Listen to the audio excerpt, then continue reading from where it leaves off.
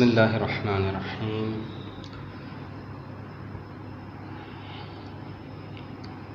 مدرسہ محمدی کے زیر انتظام نماز و دینیات پروگرام 2020 آج کلاس 7 کی ہماری نویں کلاس ہے اور ہمارا آج کا موضوع ہے احکام شرع۔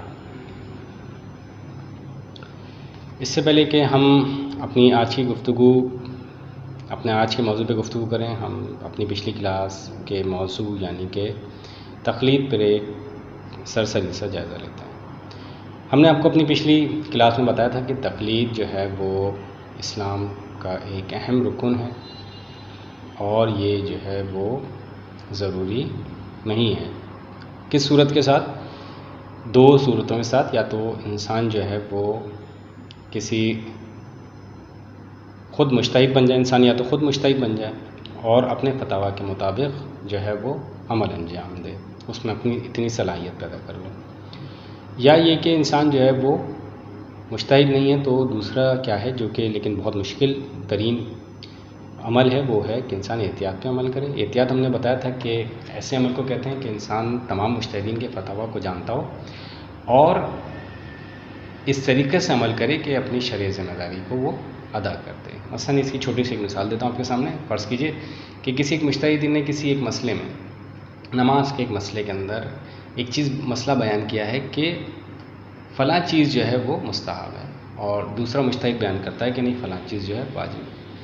تو اب جو شخص جو ہے احتیاط پہ عمل کر رہا ہے، اس کا فریضہ کیا ہے کہ وہ جو ہے اس نماز کے اس احکام میں مجتہد کا فتویٰ یعنی واجب کی حیثیت کے مطابق عمل انجام دے گا، یعنی وہ پھر مستحب کی طرف نہیں جائے گا۔ تو یہ ایک بہت مشکل ہے اور دو صورتوں میں مشکل ہے۔ پہلے تو یہ کہ اس کا عمل کرنا بہت مشکل ہے، آپ کے لیے مستحب بھی آپ کے لیے جو ہے بعض صورتوں میں واجب ہو جاتا ہے، یا مکروہ جو ہے بعض صورتوں میں آپ کے پاس حرام کی حیثیت تک پہنچ جاتا ہے۔ تو اس لیے ایک حیثیت سے ہی، اور دوسری حیثیت سے بھی یہ کہ تمام مجتہدین کے فتوے کو معلوم کرنا کہ ان کا اس حکم میں کیا فتویٰ ہے۔ تو یہ بہت وسیع علم چاہیے، اور یہ وہ لوگ ہوتے ہیں جو کہ بیسیکلی اجتہاد کے مرتبے پہ پہنچنے کے قریب ترین ہوتے ہیں۔ تو یہ بہت مشکل مرحلہ ہے۔ اس کے بنسبت ہم نے آپ کو سامنے بیان کیا تھا کہ تقلید کی ضرورت بالکل ہے۔ انسان اگر مجتہد نہیں ہے، اگر وہ احتیاط پہ عمل نہیں کرتا ہے تو لازماً جو ہے وہ تقلید کرے گا۔ ہم نے آپ کے سامنے بات بیان کی تھی کہ جو شخص بھی تقلید کرنا چاہتا ہے، اس کی جو ہے دنیاوی ہمارے سامنے مثال موجود ہے کہ ہم چاہتے ہیں کہ اپنا گھر بنائیں تو ظاہر سی بات ہے ہم کسی معمار کی طرف جائیں گے، کنسٹرکشن انجینئر کی طرف جائیں گے۔ روڈ بنانا ہے تو سول انجینئر کو دیکھیں گے۔ اس طریقے سے اگر ہمیں طبیعت خراب ہے تو میڈیکل میں ڈاکٹرز بہترین، لیکن ہر چیز کے اپنے بہترین پروفیشن کی طرف جاتے ہیں۔ تو اسی لیے جب بھی ہم دین پہ عمل کرنا چاہتے ہیں، اس کے مطلب فروغ پہ عمل کرنا چاہتے ہیں، تو ہمیں کیا چاہیے کہ ہم بھی اپنے مجتہدین کی طرف عمل کریں، تاکہ ہم یقین کامل ہو جائے کہ جو عمل کرنے جا رہے ہیں وہ بالکل صحیح اور درست ہے۔ ہم نے آپ کو بتایا تھا کہ کسی بھی مجتہد کے فتاویٰ کے مطابق انسان عمل نہیں کر سکتا، بلکہ کیا کس کے فتوے پہ عمل کرے گا؟ جو اپنے وقت کا سب سے زیادہ علم رکھنے والا شریعت میں، اسلام میں ہوگا، جو شخص بھی اس کے فتوے کے مطابق عمل کریں گے۔ کیونکہ جو شخص سب سے زیادہ علم رکھتا ہے، سب سے زیادہ مہارت رکھتا ہے، وہ کم سے کم جو ہے وہ غلطی کے چانسز جو ہیں بہرحال انسان کی زندگی میں کم سے کم چانسز، آپ کو کاملاً یقین ہو جائے کہ ہاں بالکل صحیح جا رہا ہوں۔ تو اس لیے انسان جو ہے اپنے ماہر ترین شخص کی طرف کیا کرے؟ رجوع کرے۔ ہم نے پھر آپ کے سامنے بیان کیا تھا کہ جو تقلید جو ہے وہ جس کی کرنی چاہیے، اس کی کچھ شرائط اسلام میں بیان ہوئی ہیں، اور ان شرائط میں سے 8 شرائط تھیں، ٹھیک ہے۔ اور مجتہد جامع شرائط جو ہے اس کی شرائط، اس کو پہچاننے کے لیے مجتہد جو ہے اس کو پہچاننے کے کیا ہیں؟ 3 طریقے ہیں۔ جس کی تقلید کرنی چاہیے اس میں 8 صفات ہونی چاہیے، اور جامع شرائط مجتہد کی پہچان کے، اس کے لیے ہم نے آپ کو 3 طریقے بیان کیے تھے۔ اس کے بعد ہم نے آپ کو بیان کیا تھا کہ مجتہد کے فتوے کو حاصل کرنے کے جو ہیں وہ 4 طریقے ہیں۔ اب ہم آتے ہیں اپنے آج کے ٹاپک یعنی احکام شرع کی طرف۔ لَكُمْ جَعَلْنَا مِنْكُمْ شَرْعَةً وَمِنْهَاجًا، ہم نے تم میں سے ہر ایک کے لیے قانون اور ایک راستہ معین کیا ہے۔ احکام شرع یعنی شریعت کے احکام کی 5 اقسام ہیں۔ اس کی مثال میں آپ کے سامنے اس طریقہ دیتا ہوں کہ ہم جو بھی اپنا عمل انجام دیتے ہیں وہ بارگاہ الہی میں ان 5 جو ہے وہ شریعت کے احکام کے مطابق ہوں گے۔ ان 5 سے الگ نہیں ہو سکتا ہمارا بھی کوئی بھی عمل جو ہے، ٹھیک ہے۔ تو 5 کون کون سے ہیں؟ وہ واجب کے مقابلے پہ کیا آتا ہے؟ حرام۔ پہلا کیا ہے؟ واجب، دوسرا اس کے مقابلے پہ حرام، تیسرا کیا آتا ہے؟ مستحب، اور مستحب کے مقابلے پہ آتا ہے کیا؟ مکروہ۔ یعنی پہلا واجب کے مقابلے پہ حرام، مستحب کے مقابلے پہ مکروہ، اور 5واں کیا ہے؟ مباح۔ اب ہم آتے ہیں واجب کی طرف۔ تو یہ واجب کا مطلب کیا ہے؟ واجب کا مطلب یہ کہ وہ کام جو پروردگار عالم نے آپ کے اوپر لازمی قرار دیا ہے، جس کو ہر حال میں انسان نے ادا کرا، اگر ادا نہ کرے تو گناہ گار ہے، اور آخرت میں اس کے متعلق سوال کیا جائے گا، اور اس کو اس کی جو متعلق اگر اس نے اس گناہ سے توبہ نہیں کی ہے اس دنیا کے اندر خدا نخواستہ، تو اس پہ عذاب ملے گا۔ اسی طریقے سے اگر ہم کچھ مثال لینا چاہیں واجب میں، تو مثلا نماز، روزہ، حج، زکوٰۃ، خمس، ٹھیک ہے، اچھی بات کرنا، لوگوں کے درمیان تعلقات جوڑنا، لوگوں کو آپس میں ملانا، اخلاقیات کے بہت سارے پہلو کی طرف بات کروں، اگر سچ بولنا، تو یہ بہت سارے پہلو جو کہ واجب کی حیثیت رکھتے ہیں۔ اسی طریقے سے اگر ہم واجب کے مقابلے میں ہم نے آپ کو بیان کیا تھا حرام ہے، تو حرام یعنی کہ ہر وہ کام جو خداوند عالم نے جس کو کرنے سے آپ کو منع کیا، جس کو کسی بھی صورت میں نہیں کرنا، خدا نہ خواستہ اگر آپ اس کام کو عمل انجام دیں تو یہ کام گناہ ہے، آخرت میں خدا اس کے متعلق آپ سے سوال کرے گا، اور خدا نہ خواستہ اگر آپ نے توبہ نہ کی تو اس صورت میں کیا ہے، پھر آپ کو اس کے کرنے پہ آپ کو کیا ملے گا؟ عذاب ملے گا۔ پھر ہم نے آپ کے سامنے تیسرا بیان کیا تھا مستحب کیا ہے؟ مستحب جو ہے وہ ایسا کام ہے جس کے کرنے کی خداوند عالم نے آپ سے سفارش کی، جو ہمارے حق میں بہتر ہے، لیکن اگر ہم عمل انجام نہیں دیتے تو آخرت میں پروردگار ہم سے اس پہ نہ تو سوال کرے گا، اور نہ ہمیں نہ کرنے پہ جو ہے وہ عذاب ملے گا۔ اگر ہم اس کو کرتے ہیں مستحب عمل کو، تو یہ ہمارے لیے جو ہے وہ باعث ثواب ہے، اس پہ ہمیں آخرت میں اجر ملے گا، دنیا میں بھی اس کا فائدہ ہے۔ اس کے مقابلے پہ جو ہے مستحب کے مقابلے پہ مکروہ عمل آتا ہے۔ مکروہ عمل یعنی وہ عمل ہے جس کو خدا نے نہ کرنے کی ہم سے سفارش کی ہے۔ اگر ہم خدا نخواستہ مکروہ عمل انجام دے دیں تو اس کا آخرت میں ہم سے کوئی سوال نہیں ہوگا، ٹھیک ہے، اور خدا اس پہ ہمیں عذاب بھی نہیں دے گا۔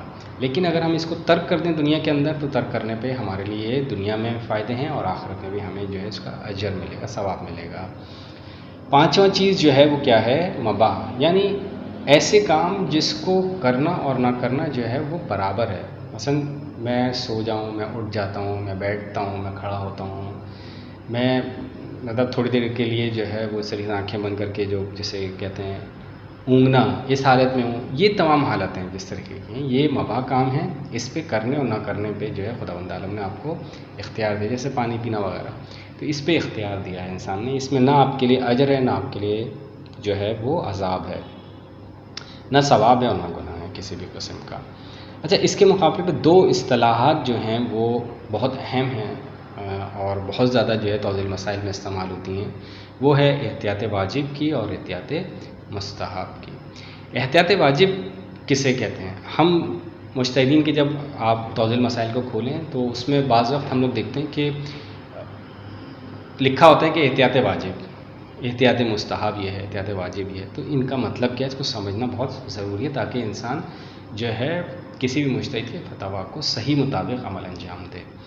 احتیاط واجب کیا چیز ہے؟ احتیاط واجب یہ ہے کہ اگر مجتہد عالم جو ہے وہ کسی مسئلے میں فتویٰ نہ دے، مطلب کوئی ایک مسئلہ ہے اس میں اس نے فتویٰ نہیں دیا، لیکن احتیاط بتائی کہ احتیاط یہ ہے کہ آپ یہ کر لیں، ٹھیک ہے، تو ایسے جو فتویٰ ہوتے ہیں مجتہد کے عالم کے، ان کو کیا کہتے ہیں؟ احتیاط واجب۔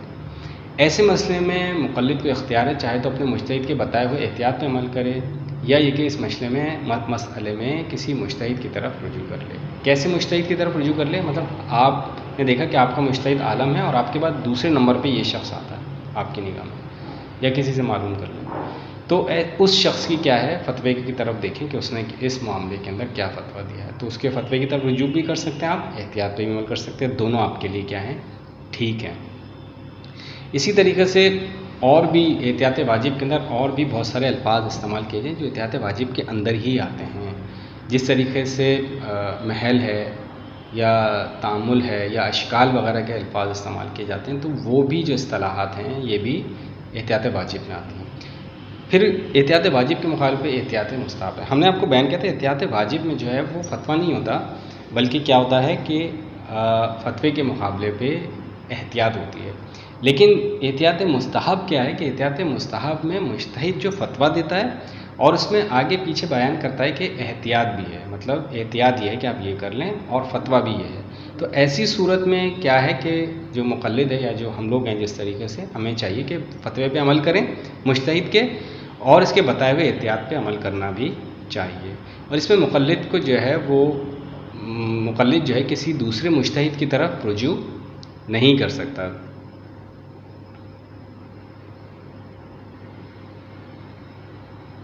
تو اس میں احتیاط مستحب میں کیا ہے کہ مقلد کو اس صورت میں جو ہے وہ اختیار ہے کہ وہ فتوے پہ عمل کرے یا احتیاط پہ عمل کرے، دونوں پہ وہ کر سکتا ہے۔ اب ہم آتے ہیں نماز با ترجمہ کی طرف۔ نماز جو ہے وہ انسان، ہم نے آپ کو اپنی پچھلی کلاسوں میں جب ہم توحید کا جو ہے وہ عنوان پہ گفتگو کر رہے تھے آپ کے سامنے، تو ہم نے بیان کیا تھا کہ توحید کیوں ضروری ہے۔ اس میں ایک نقطہ ہم نے آپ کے سامنے بیان کیا تھا، وہ یہ تھا کہ شکر گزاری کا احساس، یعنی توحید کیوں ضروری ہے ہمارے لیے، کیونکہ ہمارے اندر جو شکر گزاری کا احساس ہے۔ اب ہم آپ کے سامنے بیان کرتے ہیں کہ نماز کیا ہے بنیادی طور پہ۔ یہ انسان کے اندر جو شکر گزاری کا احساس ہے وہ نماز ہی ہے اصل میں، یعنی پروردگار نے جو انسان کو اس کائنات کے اندر نعمتیں عطا کی ہیں، انسان کا اپنا وجود بخشا ہے، اس کی ضروریات کی تمام چیزیں مہیا کی ہیں انسان کے لیے، تو اس احساس پہ انسان کیا کرے، شکر گزار ہو۔ اور وہ شکر کس طریقے سے ادا کر سکتا ہے؟ نماز کے ذریعے سے۔ نماز خدا بند عالم کی تعریف ہے، خدا کی حمد و ثنا ہے، یعنی جس نے اس کائنات کو بنایا، انسان کو بنایا، تو قرآن وہ جو اس کا خالق معبود ہے اس کی تعریف بیان کرے، اس کی ثنا بیان کرے، یہ ہے نماز مختصراً۔ نماز میں سب سے پہلی چیز، جب بھی آپ نماز کے لیے کھڑے ہو تو سب سے پہلی چیز کیا آتی ہے؟ نیت۔ اذان اور اقامت کے بعد نیت کرے، مثلاً میں 2 رکعت فجر کی، ظہر کی، عصر کی، یا کوئی مستحب نماز بھی پڑھنا چاہتا ہوں تو نماز پڑھتا ہوں کس کے لیے؟ قربۃ اللہ، یعنی اللہ کی رضا کے لیے، اس کی قربت کے لیے۔ اب میں آپ کے سامنے بیان کروں کہ نیت کے لیے ضروری ہے کہ میں کوئی الفاظ جس طرح سے میں نے بھی آپ کے سامنے بیان کیے تو آپ کے بیان کرنے کے لیے، سمجھانے کے لیے انسان کو، ورنہ نیت کیا ہے کہ فرض کر لیں کہ اگر فرض کریں اگر آپ نماز میں آپ نے نیت کی اور آپ نماز پڑھ رہے ہیں اور کوئی شخص آئے اور آپ سے پوچھے کہ آپ کیا کر رہے ہیں، تو آپ پڑھ لیں کہ بھائی میں مستحب نماز پڑھ رہا ہوں، یا میں فجر کی نماز پڑھ رہا ہوں، ظہر کی نماز پڑھ رہا ہوں، تو یہ ہے نیت۔ یعنی آپ کو پتہ ہو، آپ اپنے طور سے آپ کا نفس جانتا ہو آپ کیا کر رہے ہیں، ایسا نہیں کہ آپ نماز میں ہو اور آپ کو پتہ ہی نہ ہو کیا کر رہا ہوں تو یہ نماز نہیں ہوگی، ٹھیک ہے۔ اس کے بعد جب آپ نے نیت کر لی، نیت کے بعد فوراً جو ہے وہ انسان اپنے ہاتھوں کو کانوں تک بلند کرے، یہ مستحب ہے اس طریقے سے، ٹھیک ہے۔ اور اس کے بعد تکبیر کا، یعنی اللہ اکبر، یعنی خدا کی بزرگی اور برتر کا اقرار ہے۔ تکبیرۃ الاحرام جو ہے اس کو جیسے آپ ادا کر لیں، اب آپ جو ہے نماز آپ کی شروع ہو گئی ہے تکبیرۃ الاحرام کے بعد۔ اب تکبیرۃ الاحرام فوراً کہنے کے بعد جو دوسرا چیز ہے وہ ہے قیام۔ قیام جو ہے وہ اس میں اس طریقے سے ہاتھوں کو کھلا چھوڑ دیتے ہیں آپ نیچے کی طرف، اور اس طریقے سے کھڑا ہوں کہ آپ کی جو نگاہ ہے وہ سجدہ گاہ پہ ہو، جو سجدہ گاہ ہے سامنے اس پہ ہوتی ہے، اور آپ حرکت آپ نے بالکل نہیں کرنی ہے، ٹھیک ہے، تھوڑی دیر قیام کے بعد پھر آپ جو ہے وہ قرأت کریں۔ قرأت میں جو ہے وہ 2 صورتیں ہیں جو انسان کو پڑھنا ضروری ہیں۔ پہلی صورت جو ہے وہ لازماً حتماً جو ہے سورہ الحمد پڑھنی ہے، اس کے بعد کوئی بھی دوسرا سورہ آپ پڑھ سکتے ہیں، کوئی چھوٹا بڑا جو بھی آپ کا دل چاہے دوسرا سورہ پڑھ سکتے ہیں۔ جیسے ہی آپ نے قرأت کی، پہلا سورہ الحمد پڑھا اور اس کے بعد جو ہے دوسرا کوئی بھی، جیسے مثلاً سورہ قدر کی تلاوت کی، اس کے بعد پھر آپ نے کیا کرنا ہے؟ رکوع کرنا ہے۔ اس کے بعد جیسے ہی ختم کیا اللہ اکبر، پھر آپ کیا کیا؟ آپ رکوع میں چلے گئے۔ رکوع میں آپ نے جانا ہے اور اس طریقے سے جانا ہے کہ آپ کے جو یہ دونوں ہاتھ ہیں یہ آپ کے گھٹنوں پہ ہونا چاہیے، اور ٹھیک ہے، اس طریقے سے ہوں، اور آپ جھک جائیں خدا کے آگے، ٹھیک ہے۔ اور جو آپ کی نگاہ ہیں وہ آپ کے دونوں پاؤں کے درمیان ہونی چاہیے۔ ایسی حالت میں جو ہے انسان جو ذکر کرے گا وہ کیا ہے؟ یا تو 3 دفعہ کہہ دے سبحان اللہ سبحان اللہ سبحان اللہ، کافی ہے، یا یہ کہ اس 3 دفعہ سبحان اللہ کہنے کے مقابلے پہ کوئی اور ذکر کرتے. جیسے مثلا زیادہ تر جو ذکر کیا جاتا ہے وہ کیا، سبحان ربی العظیم وبحمدہ، یعنی کہ پاک ہے میرا پروردگار اور میں اس کی حمد کرتا ہوں. رکوع سے جیسے ہی آپ سر اٹھائیں گے، ٹھیک ہے، اس کے بعد سمع اللہ لمن حمدہ، سمع اللہ لمن حمدہ، یعنی پروردگار جو ہے اس کی دعا کو قبول کرتا ہے، سنتا ہے جو اس کی حمد کرتے ہیں. یا یہ کہ سن لی اللہ نے جس نے اس کی حمد کی ہے. اب آپ نے جیسے ہی جو ہے وہ رکوع سے سر اٹھایا، سمع اللہ لمن حمیدہ کا، اس کے بعد آپ نے تکبیر کہیں گے اور آپ سجدے میں چلے جائیں گے. سجدے میں 4 چیزیں جو ہیں وہ زمین پہ ہونی چاہیے. آپ کی پیشانی، یہ دونوں ہتھیلیاں، انگلیاں نہیں، انگلیاں بھلے سے اگر یوں بھی ہوں لیکن آپ کی ہتھیلی مکمل طور پہ جو ہے اس طریقے سے آپ کی جو ہے وہ زمین کے ساتھ ہونی چاہیے. ٹھیک ہے، پوری طریقے سے ہتھیلی لگے، ہتھیلی کا یہ والا حصہ بھی نہیں اٹھنا چاہیے. اگر یوں فرض کریں تھوڑا سا رہ گیا، اٹھا ہوا رہ گیا یہ حصہ، تو یہ بھی صحیح ہو پوری طریقے سے. ٹھیک ہے، اور دونوں گھٹنے آپ کے زمین پہ ہونے چاہیے. گھٹنوں کے ساتھ جو پاؤں ہے، پاؤں کا جو آپ کا انگوٹھا ہے وہ زمین پر ہونا چاہیے. لیکن انگوٹھے جو ہے اس طریقے سے ہونا چاہیے کہ جب فرض کریں پاؤں کا انگوٹھا ہے تو پاؤں کا انگوٹھا زمین پہ اس طریقے سے ہوگا کہ آپ یہ زمین ہے فرض کریں تو زمین پہ ایسے، یوں نہیں ہوگا، یوں پیچھے کی طرف ناخن پہ نہیں ہوگا، سائڈ میں نہیں ہوگا، بالکل سیدھا اسٹریٹ ہوگا. سیدھا یہ جو جگہ ہے یہ جگہ آپ کی جو ہے زمین پہ ہوگی. اس طریقے سے جو ہے آپ نے دونوں پاؤں کے جو انگوٹھے ہیں زمین پہ رکھنے سیدھے ایک دم.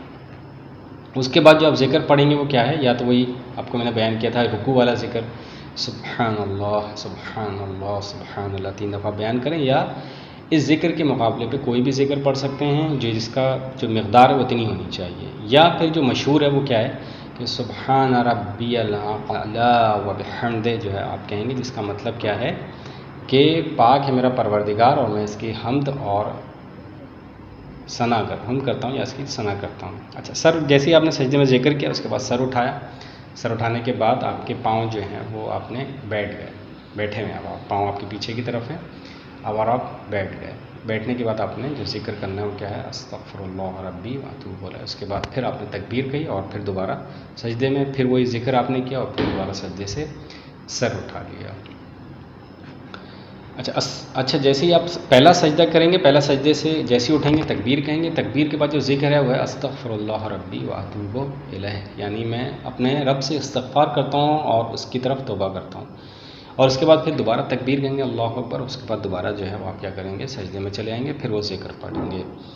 2 سجدے بجا لانے کے بعد پھر آپ اٹھیں گے، ٹھیک ہے، اور اللہ اکبر کا، اور اس کے بعد بحول اللہ وقوتہ اقعد، یعنی خدا ہی کے ارادہ اور دی ہوئی قوت سے جو ہے وہ ہم کیا کرتے ہیں، کھڑے ہوتے ہیں اور بیٹھتے ہیں. اور اس کے بعد پھر کھڑے ہونے کے بعد آیت قیام کے اندر ہم کیا کریں گے، ذکر کریں گے. ذکر میں جو ہے وہی سورہ الحمد پڑھیں گے. سورہ الحمد کے بعد جو ہے وہ ہم کوئی بھی دوسرا سورہ، لیکن زیادہ تر جو ہے وہ دوسرا سورہ جو ہے سورہ اخلاص زیادہ تاکید ہے دوسری رکعت میں. اور جیسے ہی ہم سورہ اخلاص کی تلاوت کرنے کے بعد تکبیر کہیں گے، تکبیر کے بعد اپنے دونوں قنوت ادا کریں. قنوت اس طریقے سے کہ ہم نے اپنے دونوں ہاتھوں کو جو ہے وہ اپنے چہرے کے پاس لا کے، دونوں یہ آپ کی ہتھیلیاں جو ہیں اس طرح سے ملا کے اس طریقے سے اپنے چہرے کے پاس رکھ کے اس طرح سے آپ نے خدا بند عالم کے سامنے جو ہے اپنی دعا مانگنی ہے. دعا کے لیے، قنوت کے لیے ضروری ہے کہ اول و آخر جو ہے وہ آپ درود پڑھیں. درود پڑھنے کی بہت زیادہ تاکید آئی ہے ائمہ علیہ السلام سے، اور یہ دعا کی قبولیت کے لیے بہترین عمل ہے جو ائمہ سے ہماری طرف آیا ہے. قنوت میں کوئی بھی دعا آپ پڑھ سکتے ہیں جو آپ کو یاد ہو، لیکن ایک دعا جو آپ کی کورس میں شامل ہے ہم اس کو بیان کر دیتے ہیں آپ کے لیے. ربنا آتنا فی الدنیا حسنۃ وفی الآخرۃ حسنۃ وقنا عذاب النار. اس کا ترجمہ کیا ہے، پروردگار ہمیں دنیا میں نیکی عطا فرما اور آخرت میں بھی نیکی عطا فرما اور ہمیں آخرت کے عذاب سے بچا لے. قنوت کے بعد جو ہے وہ پھر آپ نے تکبیر کہنی ہے. تکبیر کے بعد آپ پھر دوبارہ کس میں چلے گئے، رکوع میں چلے گئے. رکوع میں اپنا آپ نے وہی ذکر جو ہم نے آپ کے سامنے بیان کیا تھا. پھر رکوع سے اٹھے، سمع اللہ لمن حمدہ آپ نے کہا، تکبیر کہی، پھر سجدے میں چلے گئے. 2 سجدے آپ جیسے کہ ہم نے بیان کیا تھا اس طریقے سے آپ دونوں سجدے آپ نے کیے. اور دونوں سجدے سے اٹھنے کے بعد پھر آپ نے جو ہے تشہد پڑھنا ہے. تشہد کیا ہے، اشہد ان لا الہ الا اللہ وحدہ لا شریک لہ واشهد ان محمدا عبده ورسوله اللهم صل علی محمد وآل محمد. آپ نے اسے تشہد پڑھنا. تشہد کا مطلب کہ میں گواہی دیتا ہوں اللہ کے سوا کوئی معبود نہیں، وہ یکتا ہے اور اس کا کوئی شریک نہیں، اور میں گواہی دیتا ہوں کہ محمد صلی اللہ علیہ وآلہ وسلم جو ہیں وہ اللہ کے کیا ہیں، بندے ہیں اور اس کے رسول ہیں. اور اللہ رحمت نازل فرما محمد اور آپ کی آل پر. اس طریقے سے آپ نے تشہد بجا لانا ہے. اگر فرض کریں آپ کی 2 رکعت کی نماز ہے تو تشہد کے بعد پھر آپ نے سلام کیا ہے؟ السلام علیکہ ایھا النبی ورحمۃ اللہ وبرکاتہ. السلام علینا وعلی عباد اللہ الصالحین. السلام علیکم ورحمۃ اللہ وبرکاتہ. یعنی السلام، جو آپ کا پہلا سلام السلام علیکہ ایھا النبی ورحمۃ اللہ وبرکاتہ، اس کا مطلب سلام ہو آپ پر اے نبی اور آپ پہ رحمت اور برکت نازل ہو، یعنی ہمارے آخری نبی پہ. اس کے بعد السلام علینا وعلی عباد اللہ الصالحین، یعنی سلام ہو ہم سب پر اور اللہ کے نیک بندوں پر. السلام علیکم ورحمۃ اللہ وبرکاتہ، یعنی سب پر. یہاں پہ جو ہے وہ جو روایت آئی ہے اس میں جو السلام علیکم یعنی سب پہ جو سلام تھی اس میں 4 لوگ شامل ہیں. تمام انبیاء علیہ السلام، تمام ائمہ علیہ السلام، تمام جو ہیں وہ فرشتے خدا کے اور مومنین. ان 4 پہ جو ہے اس میں السلام علیکم کا مطلب 4 لوگ. اگر فرض کر لیں کہ آپ جو ہے 3 رکعت ہی نماز پڑھ لیں تو پھر آپ تشہد پڑھیں گے لیکن سلام نہیں پڑھیں گے. تشہد جیسے ہی آپ نے پڑھا درود بھیجا، اس کے بعد فوراً بحول اللہ وقوتہ اقوم واقعد کا کہہ کے آپ پھر کھڑے ہو جائیں گے. اور کھڑے ہونے کے بعد جو ہے حالت قیام میں جو ہے آپ کیا پڑھیں گے؟ تسبیحات 4 پڑھیں گے. کیا؟ سبحان اللہ والحمد للہ ولا الہ الا اللہ واللہ اکبر. ترجمہ کیا ہے؟ پاک ہے اللہ اور تمام تعریفیں اسی کے لیے ہیں اور اس کے سوا کوئی معبود نہیں، وہ سب سے بڑا ہے. ٹھیک ہے. اس کے بعد آپ جیسے آپ نے کہا والحمد للہ ولا الہ الا اللہ واللہ اکبر، جیسے کا تکبیر کہی آپ، اس کے بعد رکوع میں رکوع کا ذکر، پھر سمع اللہ لمن حمدہ. اس کے بعد آپ سجدے میں سجدے کا ذکر، استغفر اللہ ربی واتوب الیہ، اللہ اکبر. دوبارہ سجدے سے اٹھیں گے اور اس کے بعد جو ہے آپ تشہد، اور تشہد کے بعد پھر سلام. اگر 3 رکعت کی نماز ہے. اور اگر 4تھی رکعت ہے تو 4تھی رکعت کی نماز میں پھر آپ دوبارہ کیا کریں گے؟ کھڑے ہو جائیں گے بحول اللہ وقوتہ اقوم واقعد. دوبارہ کھڑے ہو گئے، پھر تسبیحات 4 آپ نے پڑھا. اس کے بعد پھر آپ رکوع کیا، رکوع سے پھر کھڑے ہوئے، سمع اللہ لمن حمدہ، اس کے بعد اللہ اکبر، پھر کہہ کے آپ پھر سجدے میں چلے گئے. دونوں سجدے بجا لائے. سجدے کے بعد بیٹھے، پھر تشہد آپ نے پڑھا اور تشہد کے بعد پھر سلام السلام علیکم ورحمۃ اللہ وبرکاتہ. اب آپ کی نماز تمام ہو گئی. اب 3 تکبیر آپ کہیں گے، یہ مستحب ہے. اللہ اکبر اللہ اکبر اللہ اکبر، یہ جو مستحب ہے 3 دفعہ بیان کرنا. تو آج کا ہمارا جو نماز با ترجمہ تھی وہ یہیں تک تھی. والسلام علیکم ورحمۃ اللہ وبرکاتہ.